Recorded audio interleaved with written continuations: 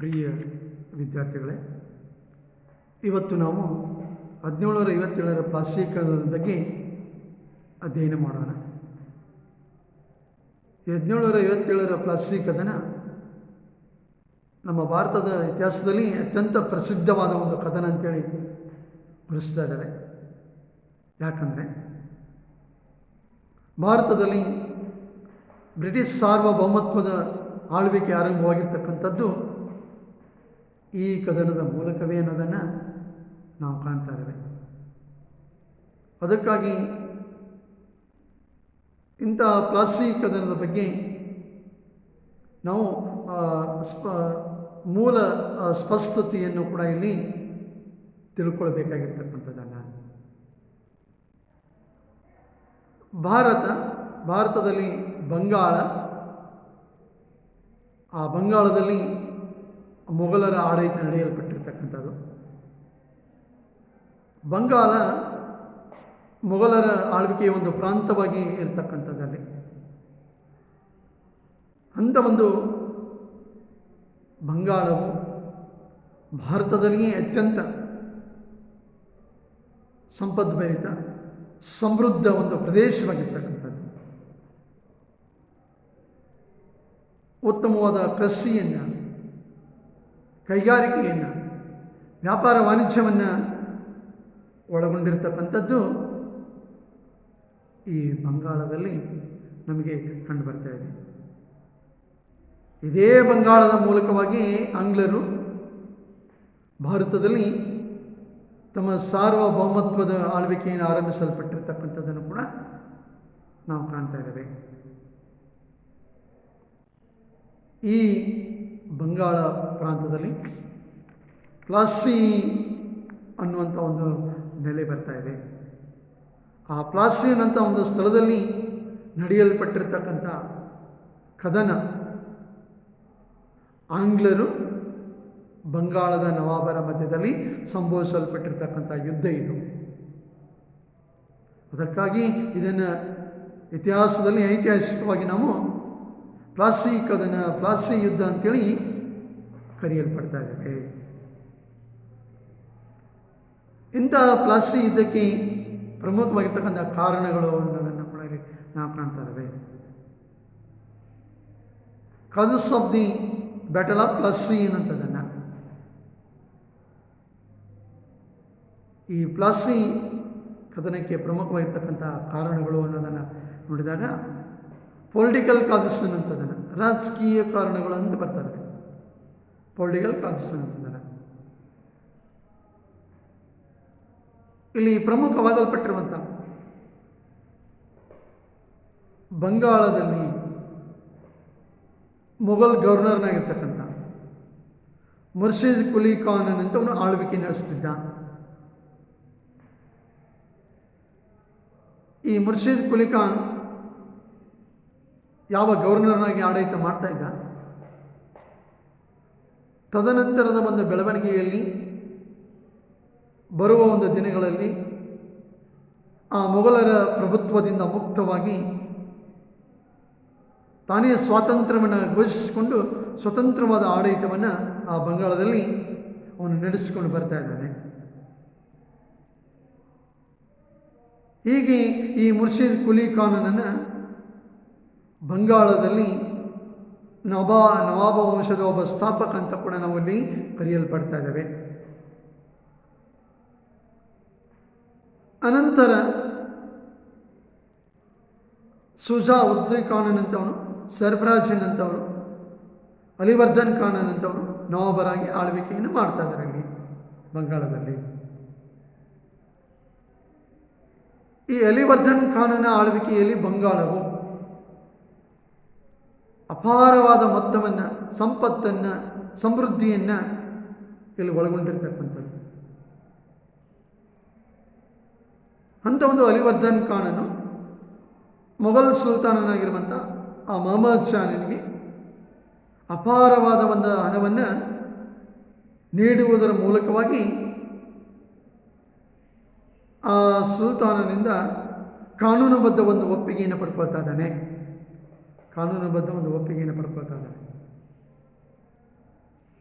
ತದನಂತರದಲ್ಲಿ ಆ ಮೊಘಲ್ ಸುಲ್ತಾನ್ ಆಗಿರ್ತಕ್ಕಂಥ ಮೊಹಮ್ಮದ್ ಶಾ ಏನು ಮಾಡ್ತಾ ಇದ್ದಾನೆ, ಈತನನ್ನು ನವಾಬ ಅಂತೇಳಿ ಅಂಗೀಕರಿಸಲ್ಪಡ್ತಾ ಇದ್ದಾನೆ. ಹೀಗೆ ಈ ರೀತಿಯಾಗಿ ಬಂಗಾಳದ ನವಾಬನಾಗಿ ಅಲಿವರ್ಧನ್ ಖಾನ್ ಒಬ್ಬ ದಕ್ಷ ಆಡಳಿತಗಾರನಾಗಿ, ಚತುರ ರಾಜನೀತಿಜ್ಞನಾಗಿ ಅನೇಕ ರೀತಿಯ ಒಂದು ತನ್ನ ಮೈತ್ರಿತ ಸಂಬಂಧಗಳನ್ನು ಗಟ್ಟಿಗೊಳಿಸಿಕೊಳ್ತಾ ಇದ್ದಾನೆ. ಈ ರೀತಿಯಾಗಿ ತನ್ನ ಒಂದು ಸ್ವತಂತ್ರವಾದ ಆಳ್ವಿಕೆಯನ್ನು ನಡೆಸುವುದಕ್ಕೋಸ್ಕರವಾಗಿ ಮುಂಚೂಣಿಯಲ್ಲಿ ಬರ್ತಕ್ಕಂಥವನು. ತದನಂತರದಲ್ಲಿ ಯಾವ ಈ ಅಲಿವರ್ಧನ್ ಖಾನನಿಗೆ ಯಾವುದೋ ಗಂಡ ಸಂತಾನ ಇಲ್ಲದೆ ಇರತಕ್ಕಂಥದ್ದು. ತದನಂತರದಲ್ಲಿ ತನ್ನ ಒಂದು ಉತ್ತರಾಧಿಕಾರಿಯಾಗಿ ತನ್ನ ಕಿರಿಯ ಮಗನಾಗಿರ್ತಕ್ಕಂಥ ಸಿರಾಜುದ್ದೌಲನನ್ನು ನೇಮಕ ಮಾಡಲ್ಪಡ್ತಾ ಇದ್ದಾನೆ 1756 ಅವಧಿಯಲ್ಲಿ. ಹೀಗೆ ತಾನಿನ್ನೂ ಬದುಕಿರುವಂಥ ಸಂದರ್ಭದಲ್ಲಿ ಈ ಸಿರಾಜುದ್ದೌಲನನ್ನು ಒಂದು ನೇಮಕ ಮಾಡಲ್ಪಡ್ತಕ್ಕಂಥದ್ದು, ತನ್ನ ಉತ್ತರಾಧಿಕಾರಿ ಅಂತೇಳಿ ನೇಮಕವನ್ನು ಮಾಡಲ್ಪಡ್ತಕ್ಕಂಥದ್ದು. ಯಾವ ಅಲಿವರ್ಧನ್ ಖಾನನ ನಂತರದಲ್ಲಿ ಈ ಬಂಗಾಳದ ನವಾಬನಾಗಿ ಆಳ್ವಿಕೆಯನ್ನು ವಹಿಸಿಕೊಳ್ತಕ್ಕಂಥವನು ಸಿರಾಜುದ್ದೌಲ್ 1756-57 ಅವಧಿಯಲ್ಲಿ. ಇಂಥ ಒಂದು ಸಿರಾಜುದ್ದೌಲನಿಗೆ ಸಿರಾಜುದ್ದೌಲ್ ಆಡಳಿತ ಮಾಡ್ತಕ್ಕಂಥದ್ದು ಸರಿ ಬರದೇ ಇರತಕ್ಕಂಥ ವಿರೋಧಿಗಳಿದ್ದಾರೆ, ಶತ್ರುಗಳಿದ್ದಾರೆ ಅವನಿಗೆ. ಅಂಥ ಒಂದು ಶತ್ರುಗಳಲ್ಲಿ ಶೌಕತ್ ಜಂಗ್ ಅಂತ ಬರ್ತಾನೆ, ಗಸ್ತಿ ಬೇಗಮ್ ಅಂತ ಬರ್ತಾರೆ, ತದನಂತರದಲ್ಲಿ ರಾಜವಲ್ಲಭ ಅಂತ ಬರ್ತಾ ಇದ್ದಾರೆ. ಈ ಮೂವರು ಸಿರಾಜುದ್ದೌಲನ ವಿರೋಧಿಗಳು, ಶತ್ರುಗಳಾಗಿದ್ದಾರೆ. ಅವನ ಆಳ್ವಿಕೆಯನ್ನು ಒಪ್ಪಿಕೊಳ್ಳದೆ ಇರತಕ್ಕಂಥವರು, ಅವನ ಆಡಳಿತವನ್ನು ಧಿಕ್ಕರಿಸಿರುವಂಥವರು, ಅವನ ವಿರೋಧಿಗಳಾಗಿರ್ತಕ್ಕಂಥವರು. ಇಂಥ ಒಂದು ವಿರೋಧಿಗಳಿಗೆ ಆಂಗ್ಲರು ಸಹಾಯವನ್ನು ಮಾಡ್ತಾ ಇದ್ದಾರೆ. ಯಾವ ಪ್ರಮುಖವಾಗಲ್ಪಟ್ಟಿರ್ತಕ್ಕಂಥ ಆಂಗ್ಲರ ಸಹಾಯವಾಗ್ತಕ್ಕಂಥದ್ದು. ಇಂಥ ಆಂಗ್ಲರು ಅವರಿಗೆ ಏನು ಸಹಾಯ ಮಾಡ್ತಾ ಇದ್ದಾರೆ, ಅಂಥ ಸಹಾಯವನ್ನು ಸಹನೆಯಾಗಿ ತೆಗೆದುಕೊಳ್ಳದೇ ಇರತಕ್ಕಂಥದ್ದು ಯಾವ ಸಿರಾಜುದ್ದೌಲ್, ಯಾವ ಬಂಗಾಳದ ನವಾಬನಾಗಿರ್ತಕ್ಕಂಥ ಸಿರಾಜುದ್ದೌಲ್ ನನಗೆ ಇದು ಕೋಪವನ್ನುಂಟು ಮಾಡ್ತಾ ಇದೆ, ಕ್ರೋಧವನ್ನುಂಟು ಮಾಡ್ತಾ ಇದೆ. ಅಂತಹ ಸಂದರ್ಭದಲ್ಲಿ ಯಾವ ಈ ಪ್ರಮುಖವಾಗಲ್ಪಟ್ಟಿರ್ತಕ್ಕಂಥ ಆಂಗ್ಲರು ಈ ಗಸ್ತಿ ಬೇಗಂಬಳ ದಿವಾನನಾಗಿರುವಂಥ ರಾಜವಲ್ಲಭ ಮತ್ತು ಅವನ ಮಗನಿಗೆ ಆಶ್ರಯವನ್ನು ಕೊಡ್ತಾ ಇದ್ದಾರೆ. ಅಂದರೆ ರಾಜವಲ್ಲಭ ಅನ್ನಂಥವನು ಇಲ್ಲಿ ಈ ನವಾಬನಿಗೆ ವಿರೋಧಿಯಾಗಿರ್ತಕ್ಕಂಥವನು, ಅವನಿಗೆ ಆಶ್ರಯ ಕೊಟ್ಟಿರ್ತಕ್ಕಂಥವರ ಆಂಗ್ಲರಿದ್ದಾರೆ. ಇದು ಮತ್ತಷ್ಟು ಈ ಒಂದು ಸಿರಾಜುದ್ದೌಲನನ್ನು ಕೋಪಗೊಳಿಸ್ತಾ ಇದೆ. ಅಷ್ಟೇ ಅಲ್ಲದೆ ಯಾವ ಈ ರಾಜವಲ್ಲಭ ಅವನ ಕುಟುಂಬಕ್ಕೆ ಆಶ್ರಯ ನೀಡಕೂಡ್ದು ಅಂಥೇಳಿ ಆಂಗ್ಲರಿಗೆ ಒಂದು ಮನವರಿಕೆ ತಿಳುವಳಿಕೆಯನ್ನು ಕೊಡ್ತಾ ಇದ್ದಾನೆ ಸಿರಾಜುದ್ದೌಲ್. ಆಂಗ್ಲರು ಅದನ್ನು ಒಪ್ಪಿಕೊಳ್ಳದೇ ಇರತಕ್ಕಂಥದ್ದು, ತಿರಸ್ಕಾರ ಮಾಡಿರ್ತಕ್ಕಂಥದ್ದು. ಇದರಿಂದಾಗಿ ಸಡನ್ನಾಗಿ ಈ ರಾಜವಲ್ಲಭನ ಮೂಲಕವಾಗಿ ಆಂಗ್ಲರು ಈ ಬಂಗಾಳದ ನವಾಬನಾಗಿರ್ತಕ್ಕಂಥ ಸಿರಾಜುದ್ದೌಲನ ಮೇಲೆ ಯುದ್ಧಕ್ಕಿಳಿತಾ ಇದ್ದಾರೆ. ಹೀಗೆ ರಾಜಕೀಯವಾಗಿ ಈ ರೀತಿಯಾಗಿರ್ತಕ್ಕಂಥ ಒಂದು ಚಟುವಟಿಕೆ ಕಾರಣ ಇಲ್ಲಿ ಪ್ರಮುಖವಾದ ಕಾರಣವಾಗ್ತಾ ಇದೆ ಅನ್ನೋಂಥದ್ದನ್ನು. ನಂತರ ಎರಡನೇದಾಗಿ ಆರ್ಥಿಕ ಕಾರಣಗಳು ಅನ್ನೋಂಥದ್ದನ್ನು ಇಲ್ಲಿ ಪ್ಲಾಸ್ಟಿಕದನಕ್ಕೆ ಆರ್ಥಿಕ ಕಾರಣಗಳೇನು ಅನ್ನೋಂಥದ್ದನ್ನಲ್ಲಿ ಇಲ್ಲಿ ಇಂಗ್ಲಿಷ್ ಈಸ್ಟ್ ಇಂಡಿಯಾ ಕಂಪನಿ 1651 ಅವಧಿಯಲ್ಲಿ ಪ್ರಥಮವಾಗಿ ತನ್ನ ವ್ಯಾಪಾರ ಕೊಠಡಿಯನ್ನು ಇದೇ ಬಂಗಾಳದ ಹುಗ್ಲಿಯಲ್ಲಿ ಆರಂಭಿಸಲ್ಪಟ್ಟಿರ್ತಕ್ಕಂಥದ್ದು. ತದನಂತರ 1717ರ ಅವಧಿಯಲ್ಲಿ ಮೊಘಲ್ ಚಕ್ರವರ್ತಿಯಾಗಿರ್ತಕ್ಕಂಥ ಪರೀಕ್ಷಿಯಾರ್ ಅಂತ ಬರ್ತಾ ಇದ್ದಾನೆ. ಈತ ಏನು ಮಾಡ್ತಾ ಇದ್ದಾನೆ, ಬಂಗಾಳವನ್ನು, ಬಿಹಾರವನ್ನು, ಒರಿಸ್ಸಾವನ್ನು ವ್ಯಾಪಾರ ಮಾಡುವುದಕ್ಕೋಸ್ಕರವಾಗಿ ಸುಂಕರಹಿತ ವ್ಯಾಪಾರ ನಡೆಸುವ ಅನುಮತಿಯನ್ನು ಪಡ್ತಕ್ಕಂಥದ್ದು ಯಾವ ಆಂಗ್ಲರಿಗೆ. ಈ ರೀತಿಯಾಗಿ ಇಂಥ ಒಂದು ಬಂಗಾಳ, ಬಿಹಾರ್, ಒರಿಸ್ಸಾ ಮೊಘಲ್ ಚಕ್ರವರ್ತಿ ಪರೀಕ್ಷಿಯಾರನಿಂದ ಸುಂಕರಹಿತ ವ್ಯಾಪಾರ ಮಾಡ್ತಕ್ಕಂಥದ್ದು ಆಂಗ್ಲರಿಗೆ ಇಲ್ಲಿ ಸಿಕ್ಕಿರ್ತಕ್ಕಂಥದ್ದು. ಇಂಥ ಒಂದು ಸುಂಕರಹಿತ ವ್ಯಾಪಾರದ ನೀಡಲ್ಪಟ್ಟಿರುವಂಥ ಆ ಮೊಘಲ್ ಚಕ್ರವರ್ತಿ ಪರೀಕ್ಷಿಯಾರನ ಮೇಲೆ ಒಂದು ಯಾವ ಈ ನವಾಬನಿಗೆ ಕ್ರೋಧ ಉಂಟಾಗ್ತಾ ಇದೆ. ಯಾಕಂದರೆ ಈ ಬಂಗಾಳದಲ್ಲಿ ನವಾಬ ಇದ್ದಾನೆ, ನವಾಬನನ್ನು ಕಡೆಗಣಿಸಿ ಆಂಗ್ಲರಿಗೆ ಮುಕ್ತ ಅವಕಾಶ ಕೊಟ್ಟಿರ್ತಕ್ಕಂಥದ್ದು ಸರಿ ಬರದೇ ಇರತಕ್ಕಂಥದ್ದು, ಇದಕ್ಕೆ ನವಾಬನ ಒಪ್ಪಿಗೆ ಇಲ್ಲದೇ ಇರತಕ್ಕಂಥದ್ದು. ಅಂಥ ಒಂದು ಪರಿಸ್ಥಿತಿಯಲ್ಲಿ ತದನಂತರ ಯಾವ 1717ರ ನಂತರದಲ್ಲಿ ಬರ್ತಕ್ಕಂಥ ಬಂಗಾಳದ ಎಲ್ಲ ನವಾಬರು ಆ ದಸ್ತಕ ನೀತಿಯನ್ನು ಮನಸ್ಸಿನಿಂದ ಒಪ್ಪಿಕೊಂಡು ಬರ್ತಾ ಇದ್ದಾರೆ.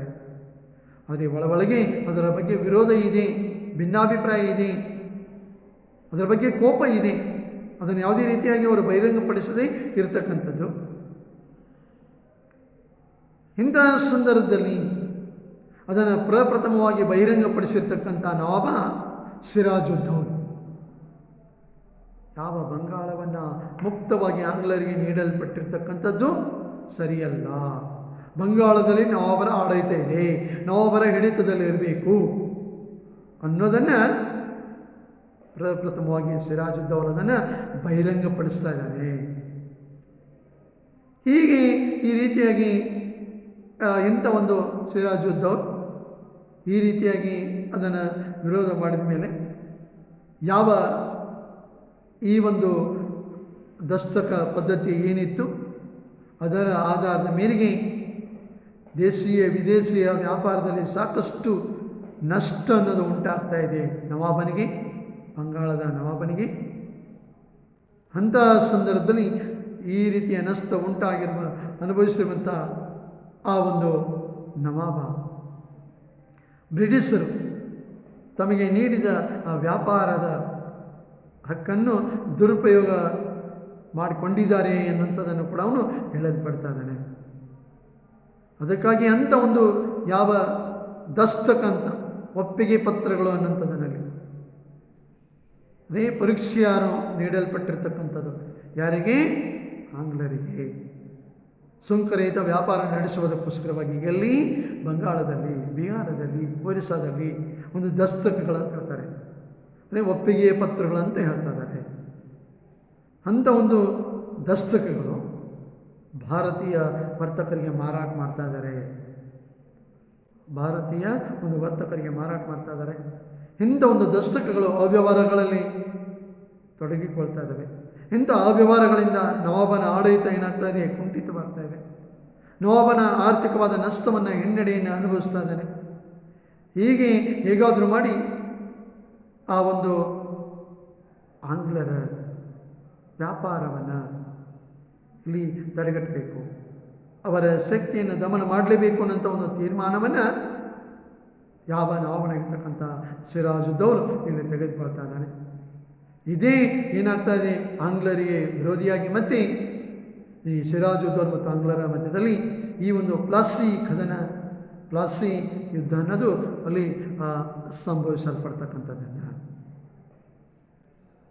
ತದನಂತರದಲ್ಲಿ ಸಪ್ತವಾರ್ಷಿಕ ಯುದ್ಧದ ಒಂದು ಪರಿಣಾಮ ಅನ್ನೋದನ್ನು ಕೂಡ ನಾವು ಮೇಲೆ ಕಾರಣವಾಗಿ ನೋಡ್ತಾ ಇದ್ದೇವೆ. ಸಪ್ತವಾರ್ಷಿಕ ಯುದ್ಧ ಅನ್ನೋದನ್ನು ಇಲ್ಲಿ ಆಂಗ್ಲರು ಮತ್ತು ಈ ನವಾಬರ ನಡುವೆ ಸಂಬಂಧಗಳು ಸರಿ ಉಳಿಯದೇ ಇರತಕ್ಕಂಥದ್ದು, ಮೇಲಿಂದ ಮೇಲೆ ವಿರೋಧವೇ ಇರತಕ್ಕಂಥದ್ದು. ಅಂಥ ಒಂದು ಪರಿಸ್ಥಿತಿಯಲ್ಲಿ ಭಾರತದೊಳಗೆ ಒಂದು ಭದ್ರವಾದ ನೆಲೆಯನ್ನು ಕಂಡುಕೊಳ್ಳೇಬೇಕು ಅನ್ನುವಂಥದ್ದು ಯಾವ ಒಂದು ಆಂಗ್ಲರಿಗೆ ಪ್ರತಿಷ್ಠೆಯಾಗಿರ್ತಕ್ಕಂಥದ್ದು. ಅಂಥ ಆಂಗ್ಲರ ಪ್ರತಿಷ್ಠೆಗೆ ಪೆಟ್ಟಾಗಿರ್ತಕ್ಕಂಥವ್ರು ಫ್ರೆಂಚರಿದ್ದಾರೆ. ಅಂತಹ ಸಂದರ್ಭದಲ್ಲಿ ಆಂಗ್ಲರು ಮತ್ತು ಫ್ರೆಂಚರಲ್ಲಿ ಪೈಪೋಟಿ ಉಂಟಾಗ್ತಕ್ಕಂಥದ್ದು. ಇಂಥ ಒಂದು ದುಸ್ಥಿತಿಯಲ್ಲಿ ಯಾವ ಯುರೋಪಿನೊಳಗೆ ಸಪ್ತವಾಚಕ ಯುದ್ಧ ಆರಂಭವಾಗಿರ್ತಕ್ಕಂಥದ್ದು. ಅದೇ 1756ರಿಂದ 1763 ಅವಧಿಯಲ್ಲಿ ಅದರ ಪ್ರಭಾವ ಭಾರತದಲ್ಲಿ ಕೂಡ ಬೀರ್ತಕ್ಕಂಥದ್ದು. ಭಾರತದಲ್ಲಿ ಆಂಗ್ಲರು ಫ್ರೆಂಚರು ಕೂಡ ಭಾರತದ ಸಾರ್ವಭೌಮತ್ವಕ್ಕಾಗಿ ಯುದ್ಧಕ್ಕಿಳಿದಿದ್ದಾರೆ. ಇಲ್ಲಿ ಇಂಥ ಒಂದು ಪರಿಣಾಮ ಭಾರತದ ಮೇಲೆ ಏನಾಗ್ತಾ ಇದೆ, ಇಂಥ ಒಂದು ಸನ್ನಿವೇಶ ಕೊನೆಗೆ ಯಾವ ಆಂಗ್ಲರು ಫ್ರೆಂಚರು ಪ್ರತಿಸ್ಪರ್ಧಿಗಳಾಗಿ ಹೋರಾಟಕ್ಕಿಳಿತಾ ಇದ್ದಾರೆ, ಅದರ ಒಂದು ಪರಿಸ್ಥಿತಿ ಕೂಡ ಯಾವ ಇಲ್ಲಿ ಈ ಒಂದು ಬಂಗಾಳದಲ್ಲಿ ಕೂಡ ಅದರ ದುಷ್ಪರಿಣಾಮ ಬೀರಲ್ಪಡ್ತಕ್ಕಂಥದ್ದು. ಅಷ್ಟಲ್ಲದೆ ಯಾವ ಪ್ರಮುಖವಾಗಲ್ಪಟ್ಟಿರ್ತಕ್ಕಂಥ ನವಾಬನ ಒಂದು ಯಾವುದೇ ಅನುಮತಿ ಇಲ್ಲದೆ ಆಂಗ್ಲರು ಅಲ್ಲಿ ಅನೇಕ ರೀತಿಯ ಒಂದು ಕೋಟೆಗಳನ್ನು ರಕ್ಷಣೆಯನ್ನು ಮಾಡುವುದಕ್ಕೋಸ್ಕರವಾಗಿ ಒಂದು ಕೋಟೆಗಳನ್ನು ಕಂದಕಗಳನ್ನು ನಿರ್ಮಾಣ ಮಾಡ್ಕೊಳ್ತಾ ಇದ್ದಾರೆ.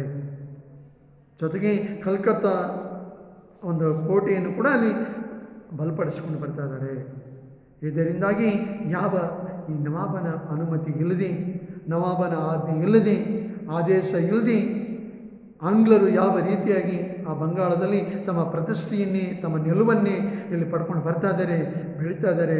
ಇದು ನವಾಬನಿಗೆ ಮತ್ತಷ್ಟು ವಿರೋಧವನ್ನು ಉಂಟು ಮಾಡಿರ್ತಕ್ಕಂಥದ್ದು, ನವಾಬನನ್ನು ಕೆಣಕಲ್ಪಟ್ಟಿರ್ತಕ್ಕಂಥದ್ದು.